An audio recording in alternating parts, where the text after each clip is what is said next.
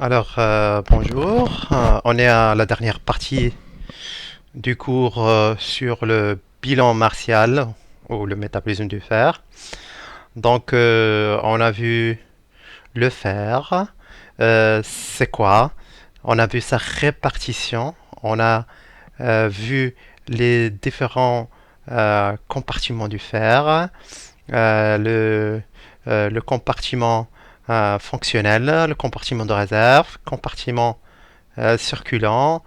On a vu comment le fer il est régulé au niveau de notre organisme et les différents types de régulation. Maintenant, on est à la partie biochimique, à l'exploration du métabolisme du fer. Donc, quels sont les marqueurs du statut en fer ou du statut martial? Quels sont les marqueurs du bilan martial? Eh bien, on va procéder de la même façon. On va évaluer le fer circulant. On va doser le fer sérique, la transférine. Voilà, je vais prendre le laser point. Donc, on va évaluer les différents compartiments. On va évaluer le compartiment du fer circulant. On va évaluer le compartiment du fer de réserve. Et on va évaluer le compartiment du fer fonctionnel. Pour l'évaluation du compartiment fer circulant, on va voir le fer sérique, la transférine, la capacité totale de saturation de la transférine. Le fer des réserves, on va voir la ferritine sérique et le fer intramédullaire. Donc en général, ça c'est en hématologie, en appliquant une biopsie ostéomédulaire et on fait une coloration après. Ça c'est pas un examen biochimique, mais juste à titre indicatif. Et puis le fer fonctionnel, récepteur soluble à la transférine, la ferritine érythrocytaire, la protoporphyrine zinc, et puis les paramètres hématologiques. En général, les paramètres hématologiques pour le bilan martial sont liés aux paramètres biochimiques. Donc les paramètres hémologiques, on va voir l'hémoglobine, les indices érythrocytaires, le VGM, volume globulaire moyen, le teneur moyenne en hémoglobine, et le pourcentage d'hématie hypochrome que vous allez voir sur un frottis et en cas d'anémie microcytaire. On peut voir un certain un certain pourcentage d'hématies qui sont hypochromes. Hypochrome, ça veut dire leur coloration qui sont demeurée, et le contenu en hémoglobine des réticulocytes. Ça, c'est des explorations hématologiques qui doivent être associées à la biochimie.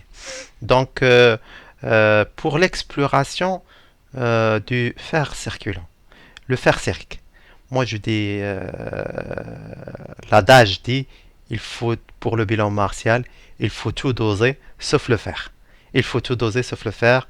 Le fer n'est pas un bon marqueur pour l'évaluation du statut martial. C'est pas un, et l'adage dit, il faut tout doser sauf le fer pour l'évaluation du bilan martial.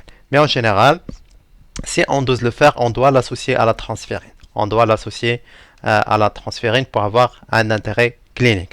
Donc, pour le fer sérique, pour la phase préanalytique, patient à jeun, depuis 8 heures, un tube sec, une chose très importante. Il faut demander à votre patient, est-ce que vous êtes sous fer et est-ce que vous recevez un traitement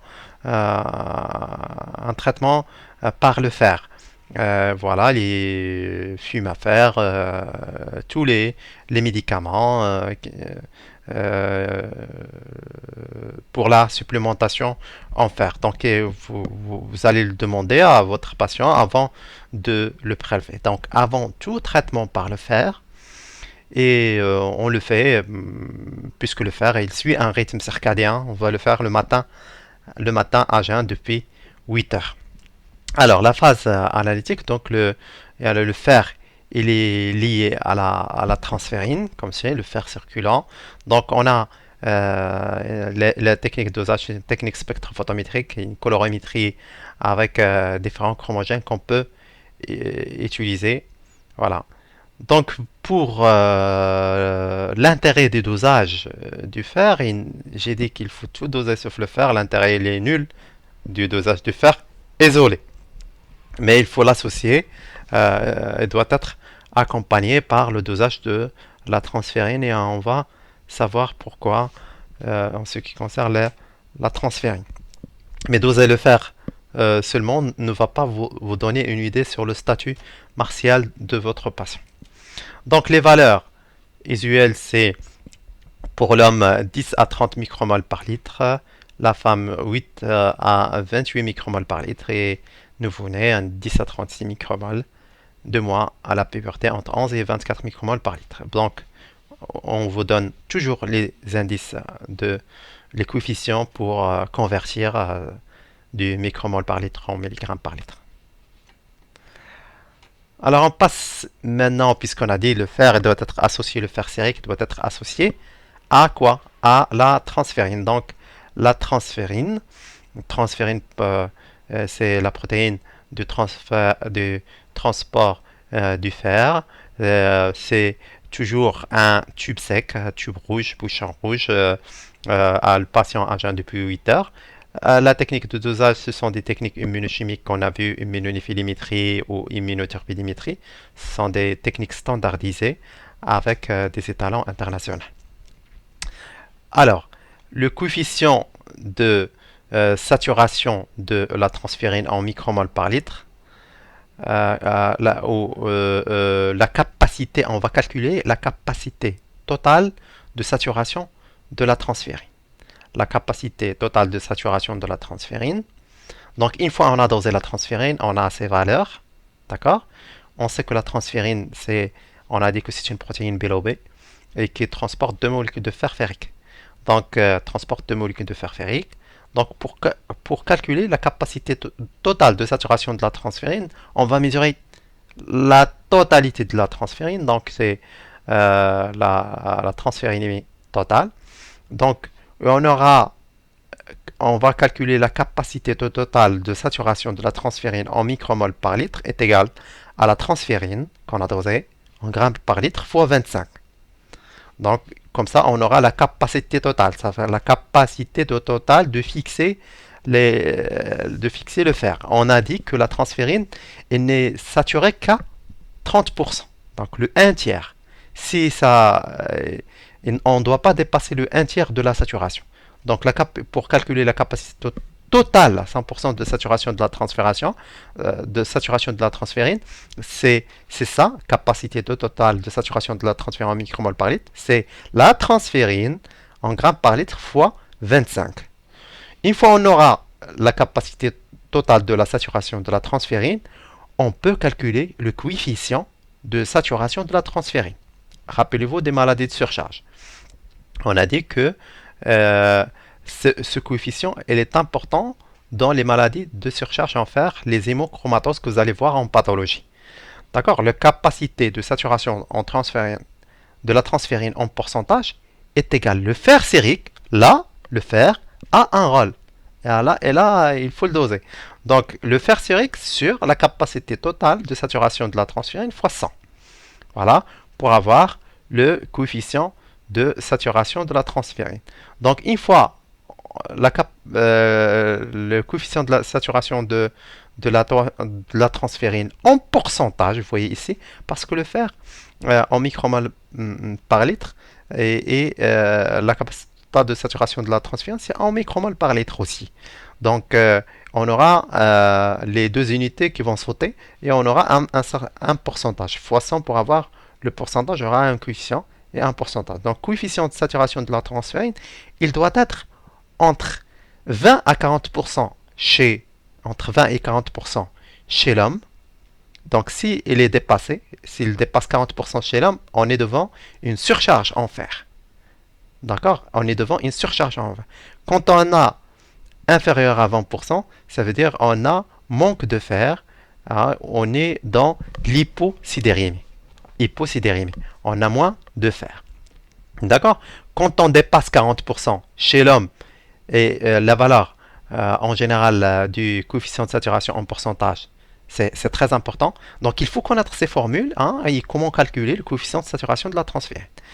Voilà, donc le coefficient de saturation de la transférine, j'ai dit entre 20 et 40% chez l'homme et 15 à 35% chez la femme. Ces valeurs, vous allez les trouver très élevées chez le nouveau-né, 1 à 2 mois, qui est en général entre 55 à 65%. Et entre 2 mois à 1 an, on va avoir entre 10 à 30%, et 1 an à la puberté, c'est à 15-40. C'est presque la même chose que la personne adulte. Donc si je reviens vers l'homme, donc c'est entre 20 et 40%, femme 15 à 35%. Si on a le coefficient de saturation de la transférine inférieur à 20, ça veut dire qu'on est en hyposidérémie. S'il est supérieur à 40, ça veut dire qu'on est en surcharge en fer, et on a dit que ça surcharge en fer, il peut être secondaire, lié à certaines maladies hématologiques, voilà, et qui vont libérer le fer, et où il est héréditaire et qu'on a vu les gènes responsables, on a vu les gènes responsables de cette hémochromatose qu'on appelle primaire ou héréditaire. Donc, s'il est supérieur à 40%. Voilà, donc il faut connaître cette formule, il faut connaître comment calculer hein, à partir de la transférine et du fer sérique. Voilà, exactement. Voilà, on a les valeurs. Voilà les valeurs de référence de la transférine. 1,8 à 3,2 grammes par litre. D'accord? Chez l'homme et la femme, il n'y a pas de différence entre les sexes, mais il y a une différence hein, pour le nouveau-né, c'est 1,6 à 2,8. Entre 2 ans et 1 an, 1,9 à 3,6. Et on calcule le coefficient de saturation de la transférine, donc fois 25, c'est facile, en micromol par litre, c'est la transférine en grammes par litre fois 25. On a la capacité totale de saturation de la transférine, et puis on calcule le coefficient de saturation de la transférine, c'est le fer sérique sur la capacité totale de saturation de la transférine. On a dit que c'est en 20-40, si c'est supérieur à 40, on est sur ça, si on est inférieur à 20, on est en hyposidérémie, on parle hyposidérémie et hypersidérémie. Et c'est de la même manière, la transférine, on peut avoir une hypotransférémie, c'est les basses, où on peut avoir une hypertransférémie de la même manière. Alors, quels sont les cas de figure où on aura une augmentation de la transférine, ça veut dire une hypertransférénémie, d'accord, physiologique, la grossesse et les premières années de vie, comme vous avez pu le voir sur les valeurs de référence. Mais la pathologie, donc quand on est en carence en fer, on doit augmenter le taux de la transférine, notamment voilà, les troubles de l'absorption intestinale, l'hypogonadisme, les traitements oestrogéniques, les diurétiques, les fluorides. Donc, c'est les cas de figure euh, pathologiques où on peut avoir une augmentation de la quand est-ce qu'on peut avoir une diminution de la transférine? On a vu que la transférine va être diminuée. On a vu ça dans le cours sur les protéines de l'inflammation. On aura dans les syndromes inflammatoires chroniques, dans les insuffisances hépatocellulaires, c'est normal, la synthèse, dans la dénutrition, les fuites protéiques, les anémies hémolytiques, médicaments et ainsi de suite. Donc maintenant, on va voir quand est-ce qu'on peut avoir une augmentation supérieure à 40% le coefficient de saturation de la transférine. Eh bien, c'est les surcharges en fer. Quand il y a une cytolyse hépatique ou insuffisance hépatique, donc on aura une augmentation parce que le fer va être libéré, hein, le fer de réserve. Donc, tout ce qui est cétolyse, myolyse, hémolyse et ainsi de suite. Les hémopathies malignes, on a dit que les hémopathies malignes, ils donnent des surcharges en fer. Donc, et c'est dans ce cas aussi dans les listes cellulaires. Et en général, en traitement, on va utiliser des complexants de fer. Diminution du coefficient de saturation de la transférine physiologique, c'est la grossesse, les premières années de vie. Et puis les carences en fer, comme on l'a dit, l'inflammation, les contraceptifs et les syndromes métaboliques. Voilà pour l'interprétation du coefficient de saturation de transférine, du taux de la transférine et du taux de fer. On a dit l'intérêt du fer seul, le fer seul n'a aucun intérêt. Et rappelez-vous de l'adage, il faut tout doser sauf le fer pour l'exploration du métabolisme du fer ou du bilan martial. Maintenant, on passe à l'exploration des réserves. Donc ici, on a exploré le fer circulant. Le fer, on a exploré le fer et la protéine de transport des fers. Donc c'est le fer circulant. Maintenant, on va faire l'exploration des réserves. Donc le fer médulaire, c'est le gold standard. On va procéder à une ponction sternale, ponction de la moelle, et on va faire une coloration biologique qu'on appelle la coloration de Perls. D'accord. Et on va voir ces anneaux d'hémosidérine qu'on va voir sur le microscope. Mais c'est une technique invasive et on ne va pas la faire en routine. Donc, il est en général, sauf dans des indications bien précises, on va procéder à la recherche de l'hémosidérine. Et le fer mobilisable, la ferritine. La ferritine, on a dit de forme. On a la forme circulante qui est la forme glycosylée et on a la forme qui se trouve à l'intérieur des cellules. Donc, la ferritine, on va la doser, on va doser la forme circulante glycosylée. C'est la phase préanalytique en général, c'est un tube sec et aussi arrêt 8 jours, c'est prise de fer. Donc, vous demandez à votre patient est-ce que vous prenez du fer. Sinon, il doit arrêter minimum 2 semaines pour qu'on soit clair. Donc 2 semaines avant de reprendre. Donc pas de cycle nectéméral de la ferritine. La phase analytique ou du dosage, c'est en général c'est de l'immunochimie, immunoturbidimétrie, immunonéphilémétrie ou la chimioluminescence. Donc c'est une technique qui est standardisée et il est très bien, on sait très bien doser la ferritine maintenant. On a de bons contrôles et il est bien standardisé avec des étalons internationaux. D'accord, voilà. Donc le dosage de la ferritine, c'est le gold standard pour un bilan martial. D'accord. Pour devant, si vous voulez explorer le fer, un premier bilan à demander, facile, on le fait très bien en routine dans notre laboratoire et facile à doser, c'est le dosage de la ferritine. C'est le dosage de la ferritine. Donc les valeurs en général de la ferritine, c'est entre 30 à 300 microgrammes par litre chez l'homme et encore moins chez la femme, entre 20 à 200 microgrammes par litre chez la femme. Donc on sait bien doser cette technique et quand on voit que les réserves baissent, on est devant une hyposidérémie. Si les réserves augmentent, on est dans les surcharges et aussi il y a d'autres cas de figure qu'on va voir pour la ferritine, quand est-ce que la ferritine sera augmentée et quand est-ce qu'elle sera diminuée. Donc on a la ferritine, voilà, c'est entre 30 à 300 microgrammes chez l'homme et encore moins chez la femme. Il y a moins de réserves chez la femme, on l'a dit, parce elle perd plus de fer, surtout pour les menstruations et les grossesses. Donc, c'est l'indicateur le plus précoce de la déplétion des réserves. C'est l'indicateur le plus précoce de la déplétion des réserves. Donc, mais il a certaines limites.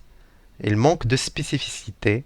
Donc, en cas de cétolyse, il y a libération. En cas d'inflammation, on a dit que la ferritine aussi, c'est une protéine de l'inflammation. Elle va être augmentée en cas d'inflammation. Donc, en cas d'inflammation, la ferritine sera augmentée. Donc, la ferritine fait partie des protéines de l'inflammation. Et puis, il y a un problème de valeur seuil. Donc, si on veut interpréter, j'ai dit c'est le gold standard en général, même si ça a certaines limites, mais en routine pour évaluer les réserves en fer, on fait le dosage de la ferritine pour donner une idée sur le statut martial. C'est la ferritine, la ferritine. Donc, les principales causes d'hyperferritinémie. Donc, on a en hypoferritinémie, c'est en général hypoferritinémie, c'est en général euh, une déplétion en fer, une hyposidérémie, et en général, ça va se manifester dans notre organisme par une anémie microcytaire. Pas de fer, moins de synthèse de globules rouges. Au niveau de la moelle, la moelle, les globules rouges vont ajouter une autre division pour diminuer leur taille et donner, donc au lieu de faire 4 divisions, il y aura 5 divisions, ils vont diminuer leur taille et on aura une anémie microcytaire. Une anémie microcytaire qui va, dire qu'il y a, parce qu'il y a un manque de fer hein, pour la synthèse de l'hème. Voilà. Quand est-ce qu'on aura la ferritine augmentée ou une hyperferritinémie? Eh bien, dans les syndromes inflammatoires. Donc, c'est toujours la valeur de la ferritine perd sa valeur, si je veux dire, la ferritine comme marqueur du bilan martial perd sa valeur en cas de présence d'un syndrome inflammatoire. Comment le savoir? Associer la CRP et la VS. En cas de cétolyse, tous les cétolyses, parce que la ferritine elle est en intracellulaire, on a dit. Donc, tous les cétolyses, hépatiques, hémolyses, médulaires, musculaires, va libérer de la ferritine. Donc, qu'est-ce qu'il faut faire? Il faut doser les alates et les azates et doser l'énumération avec réticulocytes, la bilirubine, CPK, qu'on a vu, pour si vous suspectez quelque chose de musculaire. L'alcoolisme, le test de sevrage, le syndrome dysmétabolique, donc les lipides et une glycémie, c'est deux bilans perturbés qu'on va voir donc avec professeur Chepraoui. Donc les hyperthyroïdies, il faut aussi avoir un bilan thyroïdien et les tumeurs malignes en oncohématologie aussi, où on va voir une élévation de la ferritine. Maladie de Gaucher, hein, donc c'est une maladie de surcharge. Et un syndrome, c'est des maladies rares, maladie de Gaucher, et le syndrome héréditaire, cataracte, hyperferritinémie. Donc, ce qui est fréquent, l'hyperthyroïdie, les cétolyses, le syndrome inflammatoire. Faites attention. Et l'alcoolisme. Donc, faites attention à ça. Et puis, les autres, voilà, tumeurs, en oncohématologie, maladie de Gaucher, maladie de surcharge, et le syndrome héréditaire, cataracte, hyperferritine. Alors, voilà, et on peut doser la ferritine érythrocytaire, mais ça, on ne le fait pas en routine. C'est bien de faire la ferritine en érythrocytaire. C'est un dosage de la ferritine dans l'hémolysa. On va procéder à la lise des globules rouges. C'est une technique qui est non automatisée. Donc, les valeurs usuelles, c'est en général chez la femme 3 à 24 attogrammes par cellule.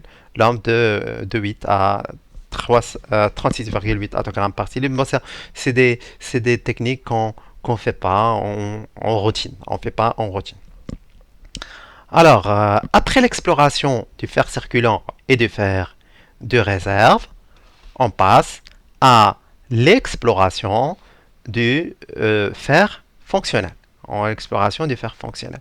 Et on va voir le, euh, le fer fonctionnel.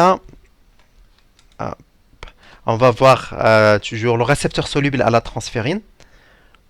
Rappelez-vous, j'ai parlé de récepteurs solubles à la transférine au début. Donc c'est une forme tronquée des récepteurs de la transférine. Il est tronqué, donc il n'y a pas la partie intracellulaire et la partie transmembranaire, et il a une seule partie qui fixe la transférine. Donc c'est le récepteur soluble à la transférine, il est augmenté quand les besoins en fer sont augmentés. D'accord? Et voilà, donc on le dose dans le sérum. C'est une technique, on le dose par une technique immunochimique. C'est toujours un patient à jeun, bien sûr, un tube sec. Technique tube sec, donc sur le sérum. Et